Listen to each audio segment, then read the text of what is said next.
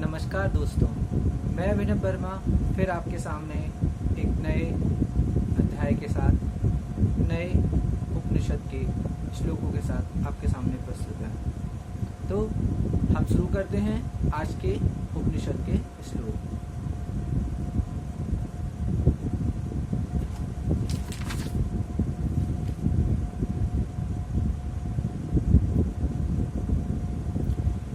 कल हमने रेचक, पूरक और कुंभक प्राणायाम के बारे में पता किया था। तो आज अगला श्लोक है अंधवत्पश्य रूपाणि शब्दं वदीर्वच्छ शृणु काष्ठवत्पश्य वेदेहं प्रशान्तस्यति लक्षणम्।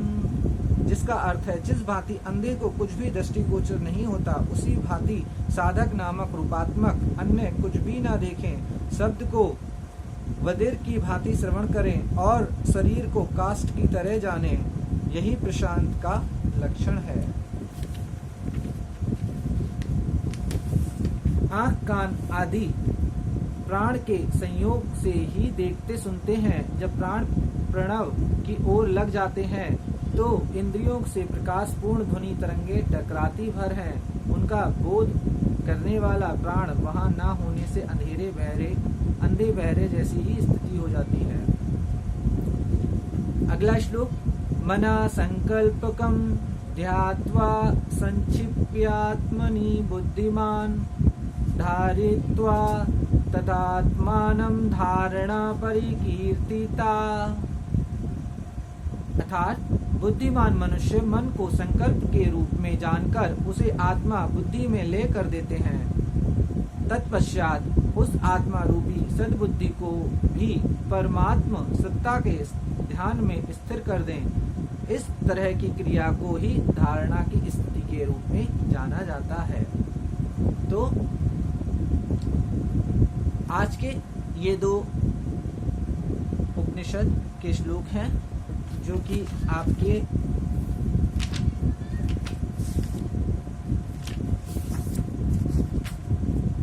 अमृत नादोपनिषद से लिए गए हैं। तो आगे बढ़ते हैं। आगे इंस्टाग्राम की आज पोस्ट मैं नहीं डाल पाया हूँ। मेरा फोन जो एक है वो किसी कारणवश गिर गया और वो खराब हो गया है, जिसको ठीक कराने में थोड़ा समय लगेगा। तो इंस्टाग्राम पोस्ट ना होते हुए भी आज हम कुछ क्या सोच कर सकते हैं, विचार कर सकते हैं, उसके बारे में जानते हैं। तो पहला विचार, उसके लिए मैं आंखें बंद कर लेता हूं और पहला विचार करता हूं कि आपके लिए क्या प्रस्तुत करना है।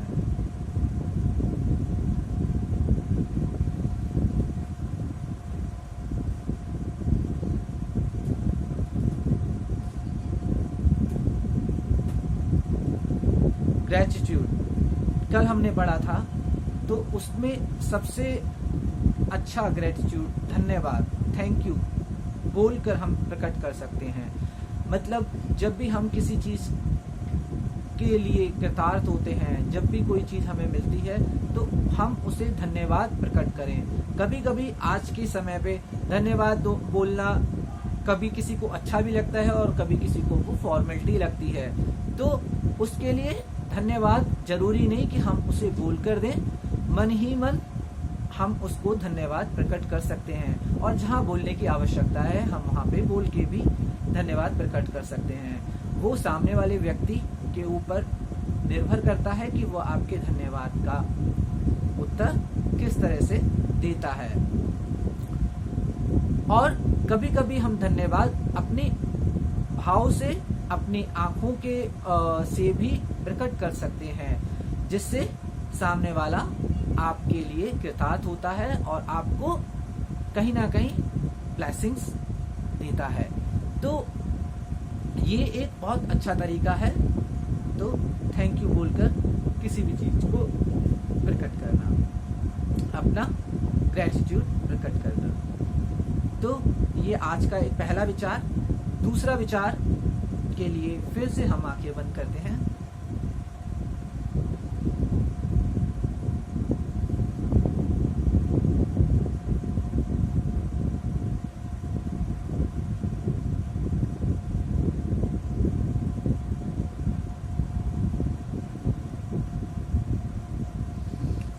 दूसरा विचार, प्रेम। संकट के समय प्रेम। अधिकतर जब हमारे ऊपर संकट आता है तब क्या होता है कि हमारा बुद्धि विवेक कम काम करने लगता है या काम करना ही बंद कर देता है। उस स्थिति में आप प्रेम से उस परिस्थिति को अच्छे से निपट सकते हैं, उस परिस्थिति को ढंग से देख पाते हैं, समझ पाते हैं, और प्रेम की अवस्था में आप संकट को बहुत ही निम्न रूप में देख पाते हैं। यानी जो बड़ा से बड़ा संकट है, प्रेम की अवस्था में आसपास प्रेम दिखाने पर, प्रेम में रहने पर, प्रेम की स्थिति में, भगवान रूपी प्रेम में रहने पर आप उस संकट से निकल जाते हैं, और उस संकट में